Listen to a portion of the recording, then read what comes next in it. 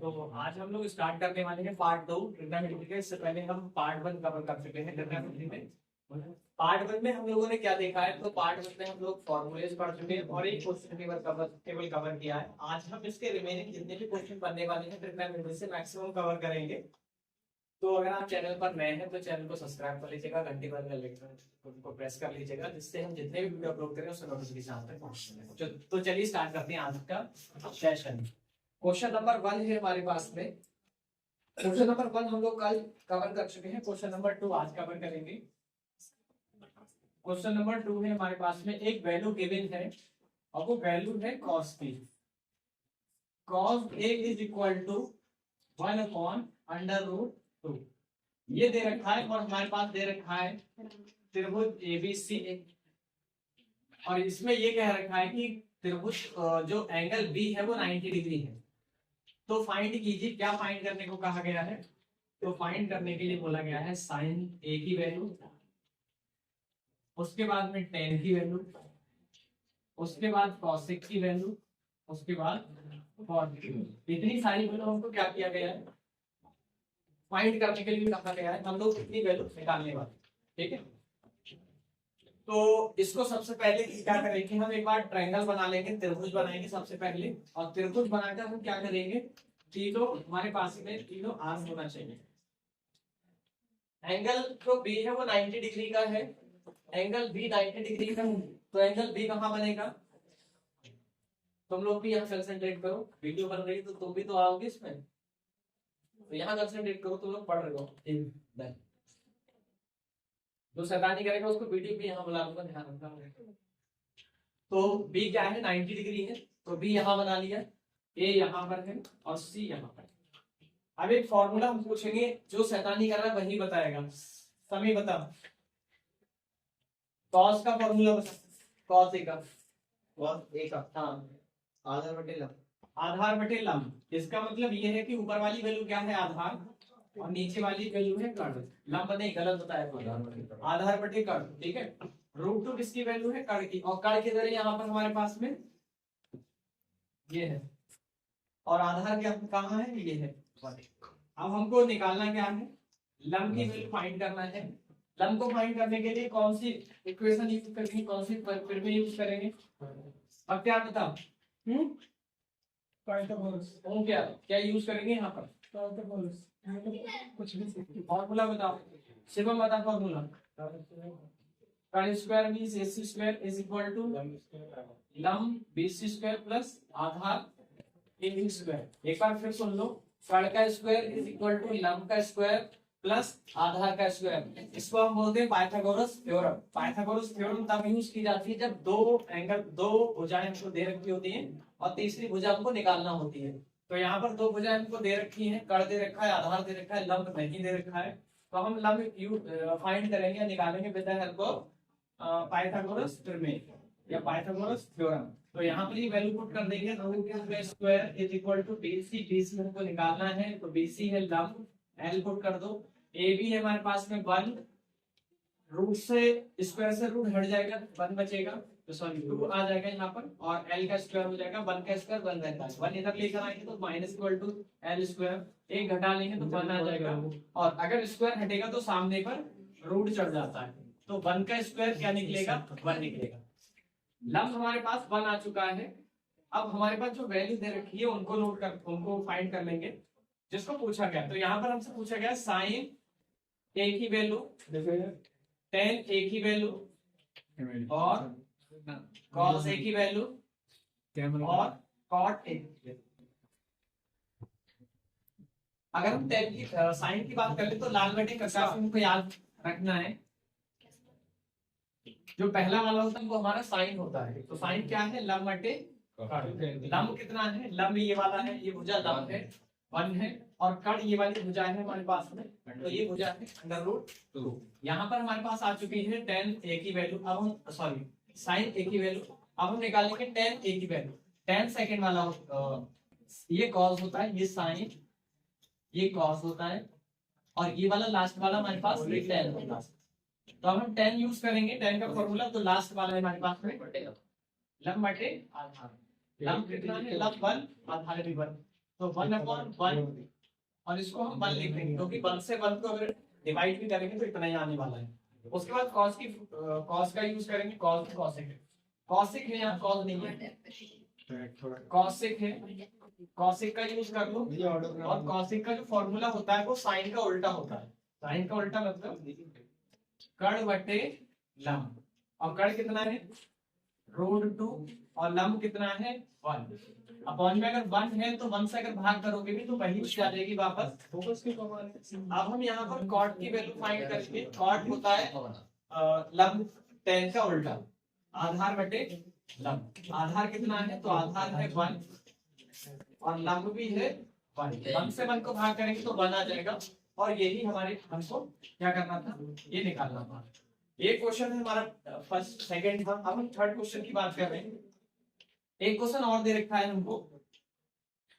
Third question है हमारे पास में, एक वैल्यू गिवन है थर्ड में। वैल्यू अब जो वैल्यू दे रखी है वो आपको दे रखी है tan की वैल्यू दे रखी है। tan a is equal to 1/√3 और बोला गया है कि हमारे पास एक ट्रायंगल है, ट्रायंगल ABC, और यहाँ पर एंगल बोला गया है जो एंगल B है वो 90 डिग्री का है। और इसमें हमको पूछा गया है कि हमको वैल्यू फाइंड करना है साइन थीटा की, साइन थी की, कॉस A की और कॉट की वैल्यू। तीन की वैल्यू हमको फाइंड करने के लिए कहा गया है, साइन की, कॉस की और कॉट की वैल्यू। तो अब हम कैसे इसको फाइंड करेंगे, या इसको यहाँ पर देखते हैं। इतनी सारी वैल्यू हमको फाइंड करने वाली है, साइन कॉस कॉट, ये इतनी निकालना है। अब वही काम हमको फिर से करना है कि अगर हमारे पास 10 दे रखा, कोई भी वैल्यू दे रखी है तो 3 भुजाएं पहले निकालना है। दो भुजा ऑलरेडी दे रखी है। अगर 10 वाले की बात करें तो 10 का फॉर्मूला होता है लंब बटे आधार। डालते करता से हम लोगों ने अभी देखा, तो ऊपर वाला क्या होगा लंब और ये क्या होगा आधार। अब हम पहले ट्रायंगल ड्रॉ कर लेंगे। ट्रायंगल ड्रॉ करते हैं यहाँ पर। ये हमारे पास ट्रायंगल है ABC। बी यहाँ हमको लगाना इसलिए कंपलसरी है क्योंकि बी जो है वो 90 डिग्री है, ठीक है, बी है 90 डिग्री। अब जब 90 डिग्री होगा तो यहाँ पर 90 डिग्री हम लिख देंगे। और ये वाला हमारा कर्ण है, ये लंब है, ये आधार है। तो लंब और आधार में लिखा है 1/√। यहाँ हम कर्ण निकालेंगे with the help of Pythagoras प्रमेय या पाइथागोरस थ्योरम। तो पाइथागोरस होती है AC का square is equal to BC, या ए भी मान सकते हो, कोई प्रॉब्लम नहीं है, आप इसको भी देख सकते हैं, प्लस BC का स्क्वायर। सारी वैल्यू यहाँ पर पुट कर दो। AC की वैल्यू है और यहाँ पर कर्ण A का इक्वल A भी है √3 और BC है हमारे पास कर्ण का स्क्वायर K लगा दोगे, √3 है, स्क्वायर से रूट हट जाएगा, सिर्फ 3 बचेगा यहाँ पर, और 1 का स्क्वायर 1 रहेगा। आप इसको ऐड कर लेंगे, जोड़ लेंगे तो 3 + 1 4 हो जाएगा। और रूट से बाहर 4 का कितना निकलेगा, कितना निकलेगा 2। हाँ बिल्कुल। अब ये कर्ण आ चुका है, कितना आ चुका है कर्ण हमारे पास में, कर्ण आ गया 2। अब तीनों आर हमको मिल चुकी है। अब यहाँ पर हम क्या करेंगे, हम फॉर्मूला जो भी हमको पूछा गया वो निकाल लेंगे। हमसे क्या पूछा गया, तो हमसे पूछा गया है साइन कॉस और कॉट। तो साइन के, उसके बाद कॉस के पूछा है, उसके बाद में कॉट पूछा है। तो साइन का फॉर्मूला होता है आपके पास में लंब बटे कर्ण। लंब कितना है 1, कर्ण कितना है 2, तो 1/2 आ चुका। कॉस की वैल्यू होती है, या कॉस का फॉर्मूला होता है आधार बटे कर्ण। और आधार कितना है हमारा, आधार है हमारे पास में √3 और कर्ण कितना है 2। उसके बाद में कॉट की वैल्यू अगर निकालेंगे तो कॉट क्या है, यहाँ पर कॉट होता है हमारे पास आधार बटे लंब। जो tan है tan का उल्टा होता है, तो tan होता है लंब बटे आधार, और कर्ण जो कॉट होता है वो होता है आधार बटे लंब। आधार बटे लंब, आधार कितना है √3 और लंब कितना है 1। यही आंसर है। नेक्स्ट क्वेश्चन है हम लोगों के पास में, नेक्स्ट क्वेश्चन में गिवन है, उससे पहले आप लोगों को करना है, याद रखना है। मैं एक क्वेश्चन दे रहा हूँ, मैं जब तक सॉल्व करूँ उससे पहले आप लोगों को सॉल्व करना है। तो क्वेश्चन दे रखा है आपको, फोर्थ वाला क्वेश्चन दे रखा है आपको, cosec theta is equal to 2। cosec a है, cosec a is equal to √2 और वैल्यू हमको फाइंड करना है √2 ही नहीं 2 है, ठीक है, सॉरी गलत बोलने के लिए, √2 नहीं है 2 है। तो गिवन वैल्यू है हमारे पास में cosec a is equal to 2 और 1/10 a plus sin a upon 1 plus cos a का मान ज्ञात कीजिए, ज्ञात कीजिए।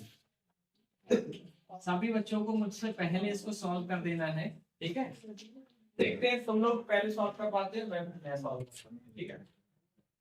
तो हमारे पास में दे रखा है ये वैल्यू गिवन है। जब भी कभी गिवन वैल्यू होती है तो हम क्या करते हैं, पाइथागोरस यूज करते हैं। क्या यूज करते हैं, पाइथागोरस। और cosec थीटा का हमको फॉर्मूला याद होना चाहिए, cosec थीटा। पहले हम एक काम कर लेते हैं, ये 2 है, 2 के बटे में 1 लगा लेंगे और ABC लिख दो, ABC हमने पहले ही लिख दिया है और जो cosec है उसके बटे में 1 लिख दिया है। अब cosec का फॉर्मूला होता है वो होता है, अगर हम साइन की बात करें तो साइन का हम यहाँ से निकाल सकते हैं, लंब बटे कर्ण होता है साइन का, तो cosec का क्या होता है, साइन का उल्टा। इसका मतलब ये हुआ कि कर्ण बटे लंब। ऊपर वाला है कर्ण, नीचे वाला हमारे पास क्या आ चुका है, लंब। तो कर्ण है हमारे पास में 2 k इज इक्वल टू और लंब है हमारे पास में 1। अब हमको क्या करना है, आधार पहले तो निकालना है। आधार निकालने के लिए हम यूज करेंगे पाइथागोरस थ्योरम। AC का square is equal to AB का स्क्वायर प्लस BC का स्क्वायर, ये कर्ण का स्क्वायर प्लस आधार का स्क्वायर प्लस लंब का स्क्वायर। AC की वैल्यू दे रखी है 2 का स्क्वायर, AB निकालना है, हम आधार को A से लिख देते हैं, BC हमारे पास दे रखा है 1।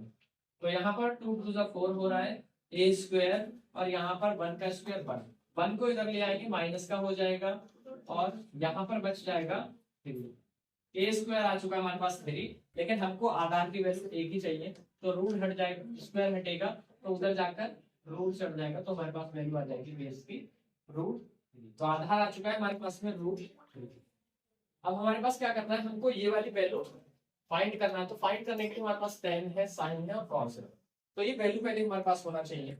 तो हम एक काम करते हैं, tan की वैल्यू निकाल लेते हैं अलग से, sin की वैल्यू अलग से निकाल लेते हैं और cos की वैल्यू अलग से निकाल लेंगे। इतनी वैल्यू अलग से निकालकर हम क्या करेंगे, इसमें पुट कर देंगे, हमारा आंसर आ जाएगा।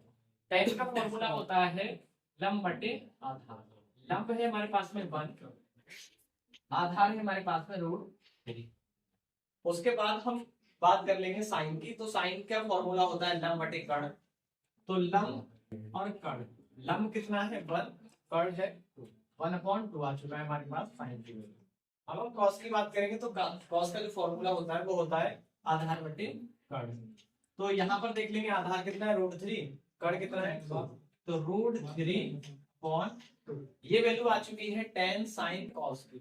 अब हम क्या करेंगे, यहाँ पर पुट कर देंगे, हमारा आंसर आ जाएगा। तो हम क्या कर रहे हैं, इसको पहले यहाँ पर लिखते हैं 1/10 plus sin A upon 1 plus cos A। इसकी वैल्यू फाइंड करना है, तो एक काम कर लेते हैं, जहां पर tan है उसकी वैल्यू पहले पुट करें। tan का है और tan की वैल्यू है 1/, प्लस अब हम साइन की वैल्यू यहाँ पुट करते हैं, साइन की वैल्यू है 1/2 अपॉन 1 प्लस कॉस की वैल्यू पुट करते हैं, कॉस की वैल्यू भी, अच्छा साइन की वैल्यू तो हमारे पास ये वाली थी और कॉट की वैल्यू ये √3/2 ये हमारे पास में है कॉस की वैल्यू। अब एक काम करते हैं, जो सबसे नीचे वैल्यू होती है वो कहाँ जाती है, सबसे ऊपर वाले के इनटू में मल्टीप्लाई में। तो हमारे पास जो वैल्यू है वो ये वाली 1 के इनटू में आएगी और 1 से गुणा करेंगे तो उतना ही जाता है, ठीक है। या फिर ऐसे लिख सकते हो अगर आपको कंफ्यूजन लग रहा है। अपॉन में यहाँ पर 1 बच गया है, इसी तरह से हम क्या करेंगे, यहाँ पर 1 ले लें और ऊपर वाला तो अभी ऐसे लिखा रहने दो 1/2। यहाँ एलसीएम ले लेते हैं 2 और क्रॉस मल्टीप्लाई कर देंगे, 2 × 2, 3 से √3 1 से √3 की करेंगे तो √3 आ जाएगा। 2 से 2 कैंसिल आउट हो जाएगा और यहाँ पर थोड़ा भाग करेंगे भी तो हमारे पास √3 अपॉन में 1 आ जाएगा। ऊपर 1 बचा है सिर्फ और नीचे में हमारे पास बचा है 2√3। दोनों में वंस अगेन एक बार फिर से हम एलसीएम ले लेंगे और एलसीएम आएगा हमारे पास है 2√3। और अब हम क्या करेंगे, क्रॉस मल्टीप्लाई कर लेंगे, इसकी गुणा यहाँ होगी तो 2 से पहले करेंगे तो 2√3, फिर इससे इसकी गुणा होगी तो √3 से √3 हट जाएगा, सिर्फ 3 बचेगा। तो यहाँ पर हमारे पास आ चुका है 2√3 प्लस में 3, 1 से 1 की मल्टीप्लाई करेंगे तो 1। अब यहाँ पर देख लो, यहाँ पर तो हमारे पास 2√3 है प्लस 3 और 1 4 हो रहा है। अब अगर दोनों ऊपर में से दोनों में सेम कोई भी वैल्यू है तो हम उसको क्या करते हैं, उसको कॉमन ले लेंगे। तो ऊपर में 2 यहाँ भी है और 4 में भी 2 आता है तो हम क्या करेंगे, 2 कॉमन ले लेते हैं यहाँ से और 2 कॉमन लेंगे तो यहाँ पर आ जाएगा √3 और 2 2 जा 4, 4 का 2 बाहर आ चुका है। और जो वैल्यू हम निकालते हैं बाहर कॉमन लेते हैं वो उसको काट कर आते हैं, मतलब उसको डिवाइड करते हैं उससे। जैसे 2 यहाँ से आ गया और 2 दूनी 4, तो यहाँ पर सिर्फ 2 बचा है। अपॉन में जो वैल्यू है वो ऐसे लिख देंगे 2 प्लस √3। अब दोनों प्लस में है, ये वाला भी, तो हम एक काम कर लेते हैं, चाहे तो ऐसे भी काट सकते हैं, अदरवाइज हमको सेम करना तो हम सेम भी कर सकते हैं इसको। तो हम सेम कर लेंगे, 2 पहले लिख दो, √3 बाद में लिख दो, क्योंकि प्लस की वैल्यू है इस चीज को कहीं भी लिखा जा सकता है। और ये पूरी वैल्यू कैंसिल आउट, आंसर आपका। तो नेक्स्ट क्लास में मिलेंगे, तब तक के लिए bye bye, take care, thanks for watching.